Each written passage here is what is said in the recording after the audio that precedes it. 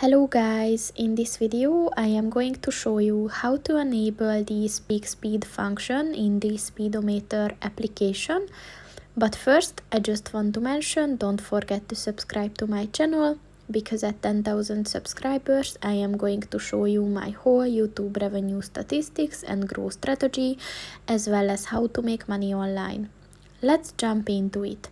First of all, open the application on your phone and then click on the settings button at the top of the page on the right. And then if you scroll down, look for the speak speed button, which means that the speed is spoken when you tap on the screen. So if you want to enable this function, just click on the white circle next to it, and once it turns black, it means that it is enabled. So that's pretty much it for this video, guys. See you in the next one. Goodbye.